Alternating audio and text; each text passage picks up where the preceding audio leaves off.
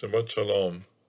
This week we'll be reading Parshat Tisa, the central story there being the story of the golden calf, this great sin of Israel, of which we are still suffering, and also Parshat Parah, the description of the Red Heifer, this very strange sounding ritual that which we use the ashes of a cow that is completely red and has been set aside almost from birth, and only by using the ashes from this sacrifice that are put in some water with some other substances can someone be completely purified from certain serious ritual impurities.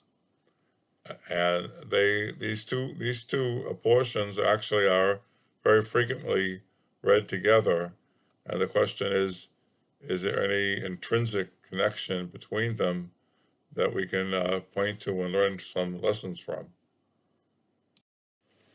Now, there are quite a few, as you can imagine, that the connections between the two, and the most famous one, still perhaps the most convincing in some ways, is that of Rabbi Moshe Hadarshan, this very early medieval figure who was cited by Rashi, who says that it's like, the case of a little boy who makes a mess, who has to clean up after him? His mother. The Jews made a mess with a calf, and the mother, the Red Heifer, the full-grown red cow, has to atone for it by means of the sacrifice of the Red Heifer and the ashes that are used to purify the people. Now, this is very interesting and very valuable, but the question is there something that we can draw from it, from the connection of the two portions, that can be relevant to our own lives when we are so far removed from animal sacrifices and from the very intricate laws of ritual purity and impurity and purification?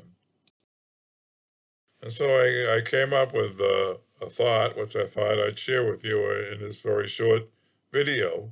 And the basis, the key, is the fact that even though we need this very special liquid that's, as I said, water from some gushing fountain that has the ashes of the Red Heifer and some other vegetable substances in it to be purified from certain serious ritual impurities, and without it, and we've been without it for hundreds, thousands of years, we're all irreparably in some state of ritual impurity.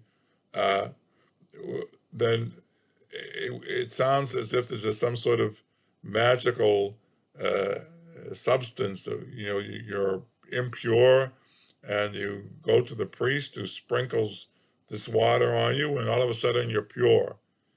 And I think the main point to draw from it, from the parashiyot, is that this is actually not quite the case. You see, the water with the ashes from the Red Heifer was sprinkled on the person on days 3 and 7 of a very intense 7-day purification period. Intense, not so much that there are other things that are required of the person other than simply being totally removed from any other possible impurity, which basically means almost a sort of isolation, something that we've come to recognize how difficult it is psychologically in our own day. So it's not the case of just walking in, getting sprinkled, and walking out pure. There's a very difficult 7-day period in which you isolate yourself from the types of things that bring on impurity. And this, I think, is the key, as I said, to finding some relevance in our own day.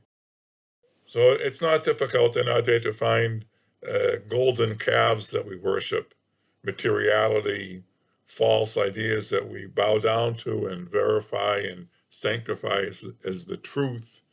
But as I said, it's hard to find something that parallels the rituals of the Red Heifer. But now we see that the point is relevant and basically simple. There are no quick fixes. There's no, drive-in place where you get sprinkled and drive out pure. You have to go through an intense period of self improvement, of working on yourself, whose main purpose is simply to isolate yourself, to remove yourself, to distance yourself from the things that got you into this problem in the first place. And that's, I think, the lesson for our own period. We have many golden calves to atone for, many failings that we have to correct, and they all require hard work, and particularly making the great and difficult effort to distance ourselves, to remain as aloof as possible from the things that bring us on to these difficulties. So it's a simple lesson, not a Lou lesson, but one that needs to be reinculcated time after time. Well, I hope you found some interest in this. Thank you very much, and Shabbat Shalom.